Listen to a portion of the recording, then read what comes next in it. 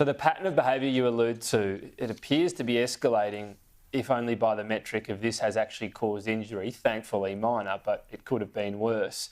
Is this a time for Australia to draw a line in the sand, and if so, how? Well, it's the principle, Tom.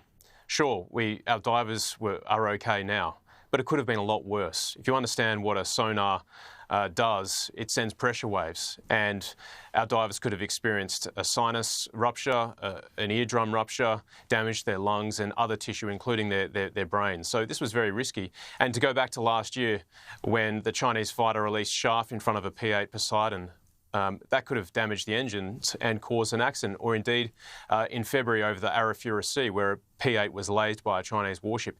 That could have done serious damage as well. So it's the principle of the matter. It's not so much the consequences, it's the principle. These are not the acts of a friend.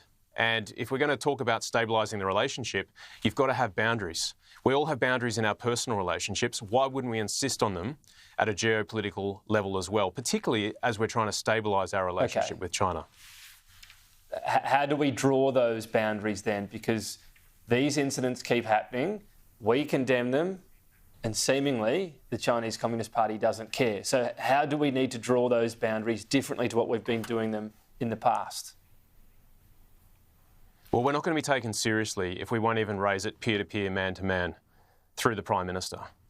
If we're just going to have a mealy-mouthed diplomat raise it through diplomatic channels, that's not going to do the job, which is why we are insisting that the Prime Minister should have raised this last week at APEC.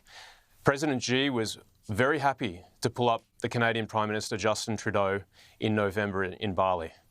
He did it very publicly in front of the cameras. The Prime Minister won't even reveal that he had a conversation about this with President Xi. So what are we to assume? I think we can assume he didn't raise it, unless he says otherwise. Well, that's up to him to clarify. But is that really the only suggestion? I mean, this grey zone warfare, if you like, that China's been embarking on, it's not just with Australia, it's with other countries. No matter what they say, it keeps happening. Is something further needed to draw the boundary you alluded to?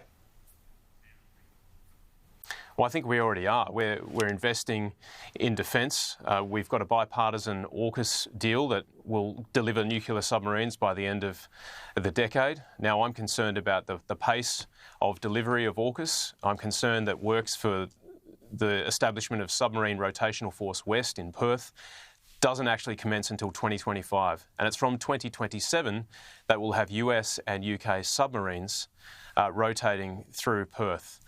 So I'm concerned about the pace, but we are taking actions to assert our sovereignty. That's what AUKUS is all about.